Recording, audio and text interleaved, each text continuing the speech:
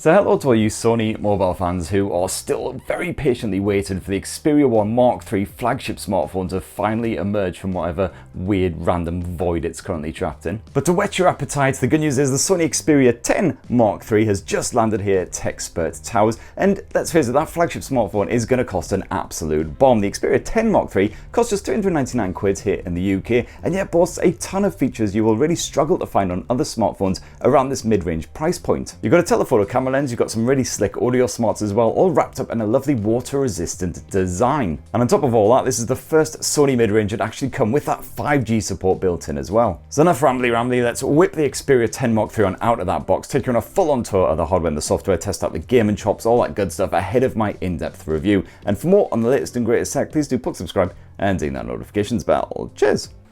So inside the box, you've got an Xperia 10 Mark III.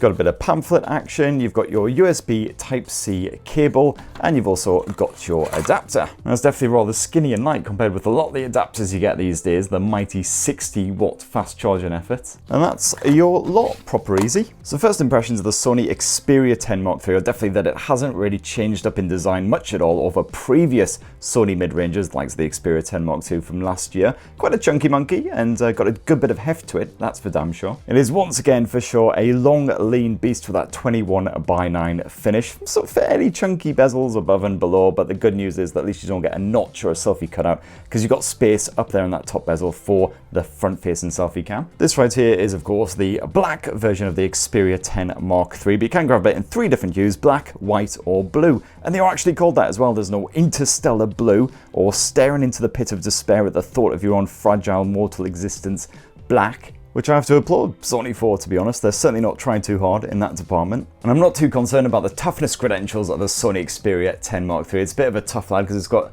Gorilla Glass 6 plate in front and back to hopefully keep it scratch free, just as well because you don't get a condom case bundled in that box and there's no kind of screen protector bunged on that display to begin with. And the Xperia 10 Mark III is IP68 water and dust resistant, just like the Xperia 1 Mark III and the 5 Mark III, much more expensive smartphones of course. And water resistance is quite rare to find at this sort of price point, so that's definitely a massive bonus. And as I mentioned before, no real surprises with the rest of the design. You've got your power button / edge mounted fingerprint sensor here on the right side with a volume rocker just above and a tiny subtle little camera shutter button just below as well, which is pretty much flush with the surface, so hopefully it won't be nudged by accident. Up top, it's great to see that Sony has still got the headphone jack action here on the Mark III, especially considering the audio smarts packed into this thing. Definitely one for the music lovers. And then over on the other edge, we've got the pull-out SIM drawer.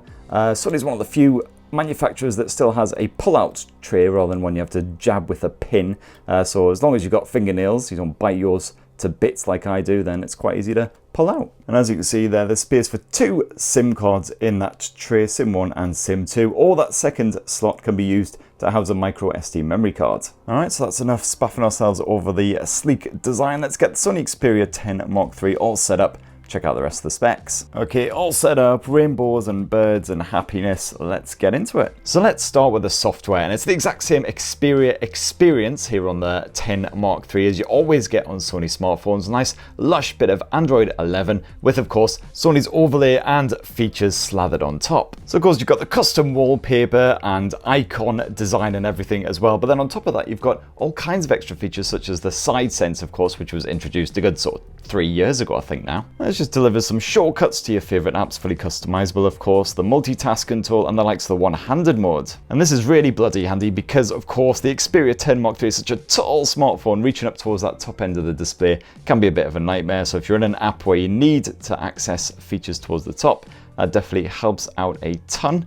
Although thankfully, of course, just from the home screen, you can drag down that notifications bar from anywhere. Because it's a Sony smartphone, you do of course have the PlayStation app as well. This could just show you exactly how you've been wasting your precious finite time on Earth. You've also got fast access to the PlayStation Store if you want to buy and download things remotely. Check out your game library, all that good stuff. And if you've got yourself a PlayStation 4 or a PlayStation 5, you'll be able to get some remote play action on the go as well. So I'll be fully testing that out, of course, for my in-depth review. And there's a few other bonus bits that I'll touch on as we're going through the unboxing. And I've got to admit, I'm not really a huge fan of Sony's wallpapers on this incarnation. It looks a bit boring and drab, so what I'm going to do is just get a bit of geeky anime action on the go. There we go, that'll work. Now, if you're a fan of your movies, your TV shows, whatever, the Xperia 10 Mark III is a bloody marvellous way of taking all that in when you're out and about, or just hiding from real life under your duvet. That 6-inch OLED screen, it's bright, it's punchy, it's nice and crisp thanks to the Full HD Plus resolution, 2520 by 1080 pixels. Contrast is sublime. We've got full HDR streaming support on the likes of Netflix. So definitely even your moodier fare will look really, really slick indeed. You've got nice natural looking colours, and that 21:9 stretched aspect ratio, very cinematic, very well suited to a good bit of movie action on the go. Admittedly, not quite so well suited to your traditional TV shows from back in the day. Good bit of pillar boxing going on there, so you will have to sort of squint a bit to see what's going on. As you see, by default, the Xperia 10 Mark III will spaff out brighter, more vivid colours, but you can switch back to original mode if you prefer more lifelike visuals. Always good if you're editing photos and the like. One feature that I can't find here on the Xperia 10 Mark III is the ambient display or always on display. Basically, it does not seem to actually be anywhere in the display settings or in the appearance settings either. You can select which clock you want to appear on the lock screen, but that's literally it. So at the moment, not sure why that's missing in action. Hopefully it'll be added in an update. And unfortunately, unlike its more expensive brethren, the Xperia 10 Mark III doesn't have a 90 or 120 Hz display. It's 60 Hz, unfortunately, so you don't get that silky smooth navigation. And any apps that do support faster refresh will be stuck at that 60 limit. And again, unlike those more expensive Xperias, unfortunately the 10 Mark III does not have a stereo speaker setup. It's just a mono speaker housed down here at the bottom, although at least it is a front-facing speaker rather than buried away on this bottom edge. So let's boost that volume and check it out. Store as well. Once you've signed up for an account, filled in all the usual information about your height, your weight, etc., it's time to get set up. So reasonably loud on that top volume. The clarity isn't fantastic, but I mean, it doesn't really matter too much. You've got that headphone jack, you've got Bluetooth connectivity, so definitely if you want to be, enjoying a bit of video action, listening to some music, you want to be getting those on the go. And when you are connected to a pair of Bluetooth headphones, I've just connected to my WH-1000 XM4s, for instance, so you've got a good bit of LDAC action on the go. You can actually dive into wireless playback quality and decide whether you want best effort or you wanted to really try and bump up the quality at the possible risk of the occasional little judder and cutout. If you do want to enjoy some music, I recommend, of course, plugging in some headphones instead, and you've got full support for high-res audio. You've also got the Digital Sound Enhancement Engine Ultimate Edition, which can help to boost any crappy old compressed MP3s you might have lying around. So I'm certainly going to be enjoying a lot of music on this thing, that's for sure. And for anyone who hasn't heard it, the new Garbage album is absolutely bloody fantastic. On the security side of things, you don't get any face unlock action here on the Sony Xperia 10 Mark III like basically all Sony Xperia smartphones. It's kind of a bugbear, although less annoying these days in a COVID-y, plaguey world where half the time we're face masked up anyway. But you do have that edge-mounted fingerprint sensor, which seems to be an absolute delight here on the 10 Mark III. Nice and nippy, as you can see there. Not the absolute fastest I've ever used, but seems to be perfectly responsive. Now onto the juicy subject of performance. The Xperia 10 Mark III seems to be running absolutely fine so far. No early judders or troubles whatsoever. You've got the Snapdragon 690 chipset backed by 6 gigs of RAM power in this thing. It's kind of a shame that it wasn't the 700 series chipset like you get packed into a lot of rivals these days. So for instance, in Geekbench, you'll see you got a fairly respectable score from the Xperia 10 Mark III, but it's not quite as good as some rivals like the OnePlus Nord Core Edition, for instance, which I just unboxed, which features a Snapdragon 750G chipset, and that is £100 less than the Xperia as well. And ditto the same for lots of other rivals, the Moto G, 5G Plus, etc, etc. All the same, I would expect the Xperia 10 Mark III to run, popular titles like Call of Duty Mobile and PUBG without any grumbles whatsoever. So just a quick test game on Call of Duty Mobile, had the frame rate set to maximum levels, high detail settings as well, and absolutely perfect frame rate throughout. No judders or stumbles whatsoever. Very, very playable indeed. You've got 120Hz touch sampling